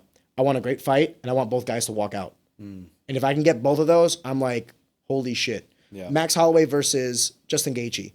An amazing fight. One person had to lose. They both were able to walk out of that cage, thank God. And no one said that Justin Gaethje sucked. No one said that like he fell short or whatever. Just that Max Holloway was great. That's the kind of like response I want to fights. Is like, you got two guys going in. Someone's gonna have to lose. Someone's gonna have to win. It does not mean that the loser sucks, and it does not mean the winner's the greatest thing since sliced bread.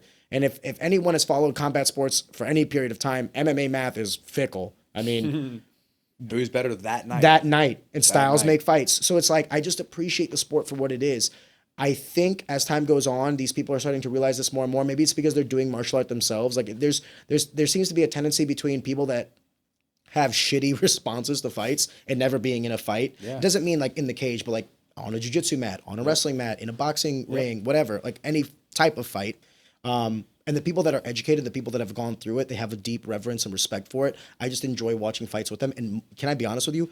I love being around them. Fighters are the best people to be around. They're the best people I know. They're the most humble. You would think that like MMA fighters are all these tattooed, crazy guys that want to get in bar fights. The most of them are introverts. Most of them just want to like go home and play video games after like a training practice. If they're going out, they're the guys that give you a hug, say, "Hey man, how you been? How you doing?" I love MMA for so many reasons. I love this sport for so many reasons. None more than the people that I've met and that I've put around me, because it's made my life better.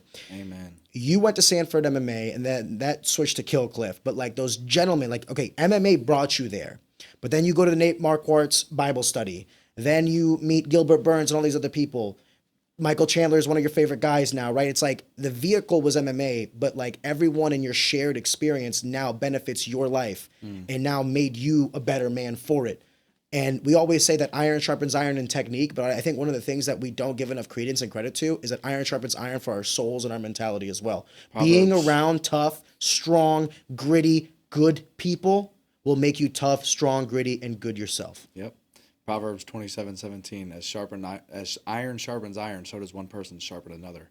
And it's true, man. It's like the people that's what I mean. You hear it all the time about, being really careful who you choose as friends and who you choose to spend time around, and even in like your work environment and people you're around on a daily basis. Yeah, man. I mean, you just take form of those around us. We're such adaptable creatures that we're constantly kind of pulling in. We're constantly taking in information, whether good or bad, and adjusting to the environment that we're in. And it's like if you hang around people that are trying to be better and working towards that progress in any area, like you were saying earlier, you're going to be inspired and be motivated, even if it's subconsciously. You're going to naturally want to start kind of following their path, especially if they're good leaders, inspiring people. But Same is true, unfortunately, in the opposite direction. You know, you hang around people that are okay with, settling with where they're at, which is, and again, who am I? This is, I very much so realized that, and unfortunately, I realized it with my family that I was trying so hard. You know, like I was saying earlier, I tried so hard I remember being so little, and I know this is what I was thinking. I couldn't articulate it then, but I knew that, like, if I watching those guys fight in the UFC, I'm like, if I could somehow figure out how to be that person, I would inspire my family so much to be so, for all of them to want to be better and to be happy and pursue some sort of greatness. And I haven't necessarily seen. I felt like I was carrying this burden of, like, this weight of, like, I have to, like, hold everybody else up. Like, I'm doing all of this for all of us, and I still am. But I realized I was really trying. I was honestly, without even being aware of it, I was almost being a little bit judgmental of, like, why aren't you guys doing all the same stuff I am? Like start eating better, start getting outside and exercising, and, like, take care of your health and read. You know, let's try to be better. And I realized exactly like you said earlier of, like, that's my pursuit. Not everybody else is on the same path. Like, and unfortunately, and Jada, if you ever listen to this for some reason, I love you so much, for one, but it was with my youngest sister. I was like, we got the last couple times I would be home, we would get in big fights because I would be like, why aren't you doing that? Like, why aren't you, you need to start eating better or working out or whatever. With anything, try reading a book. I was always trying to push advice onto her. And she told me, she was like, hey, have you stopped to think, like, not always does everybody want your advice on what you think they should be, how they should be living their life? And I try not to do that. I hope I don't do that to everybody, but I feel especially compelled to my family, because I love them so much. It comes from a place of compassion. You just want them to be happier, better versions of themselves, but ultimately you can't impose your lifestyle on them, and if they don't choose it for themselves, we went back to free will, right? What's the beauty of humanity? Yep. Choice. Yep. If you force them to do these things, if you choose for them, then who are they? Yep. They don't even know anymore. They're just a reflection of you, not themselves. Yeah, 100%. And everybody is on their own journey, man. But real quick, to tie this all back up, maybe this will be a good way to wrap it up. The very first question, I think we started with, like, something about the bearded white guy in the sky, right? Who goes, stop masturbating? Yes. I think it's our own ego, man. I think that we just try so hard to want to believe that we are so, and again, I think it's a design, an intelligent design by the creator, that we want to be held to a high esteem. We want to prove ourselves. We want to feel worthy in the eyes of others. And I think that's because we're supposed to seek that from God, and we are worthy in his eyes. And it's so beautiful because no materialistic or worldly success will dictate that at all. It's about who you are to other people is what determines your success in his eyes. And what makes him most proud is the love that you share to others. Jesus came back to earth and basically wrapped up all of the 10 commandments that Moses was trying to give to those in the Old Testament, right?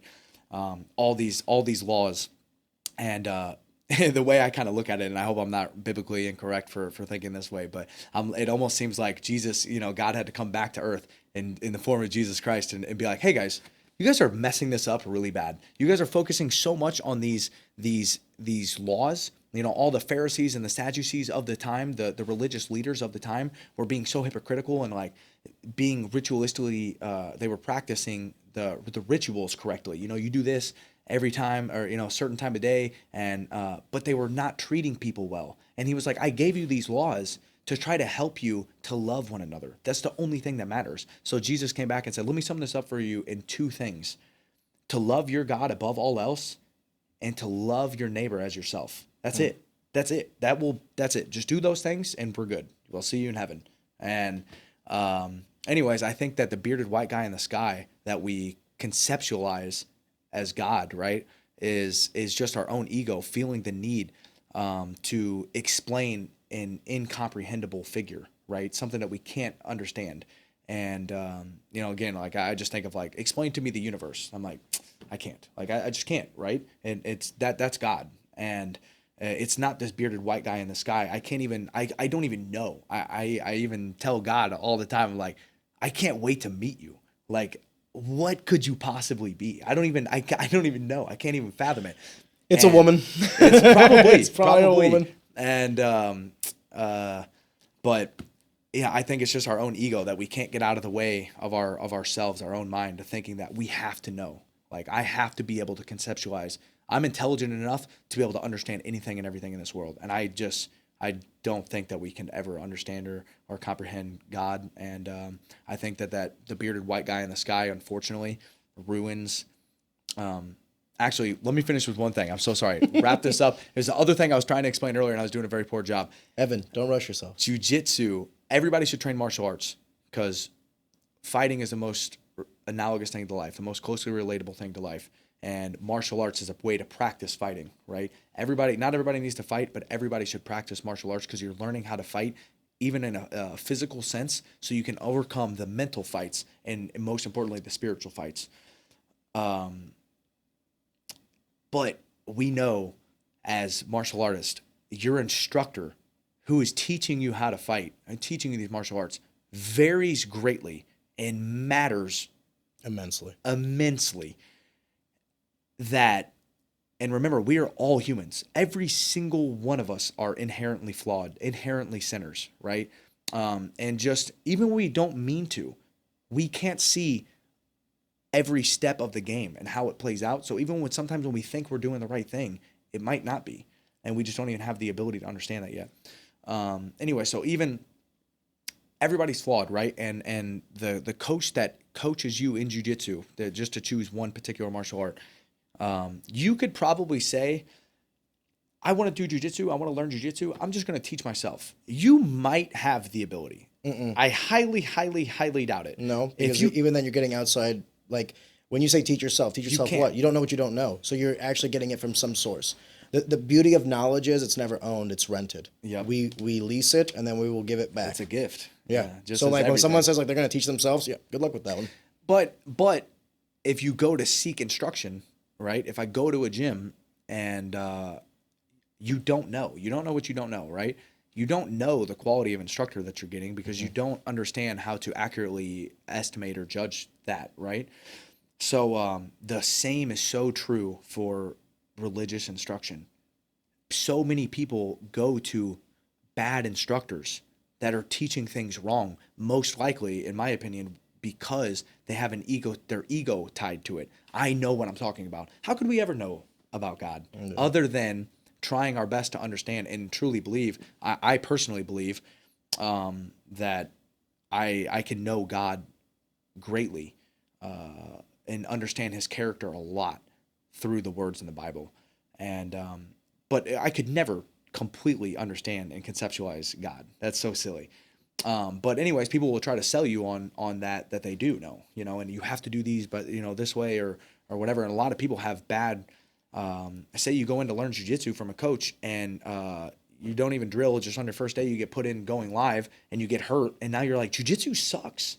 And you're like, I would argue, no, jiu-jitsu doesn't suck. You might have had a bad experience and had a bad instructor, but jiu-jitsu is still one of the best possible things you could ever do in your life. You just have to find a good instructor. So I would urge everybody to diligently seek out and never stop trying to find a good instructor in martial arts, for one, or anything that you're trying to do in life, any endeavor, because the essence of wisdom is to see the connectedness in all things, and everything is the same as any other thing. So whether you're trying to be the best fighter, the best crocheter, the best mechanic, anything, look for the best instructors that you can find, and always be looking to be better. But especially the most important thing I think that it'll ever matter with is a good instructor of, to me, the Bible, or even honestly whatever religious faith you put your belief in. So just find somebody that God is not the problem. The instructors are a lot of times. The Bible warns us all the time of false prophets, false teachers. So don't stop seeking God. And, just from my own personal experience, because there's nothing else that's better in the world. I love where this conversation went. My only regret is that you didn't have more time. My only regret is that we started a little late. We'll do it again. Evan, I was about to say that. I was like, listen, anytime you're in town, The door is always open. We'll always make I don't care what the calendar looks like. Whenever you're in town, if you ever want to come in, I'd be more than happy to have you, man. Love you, bro. I love you too, man.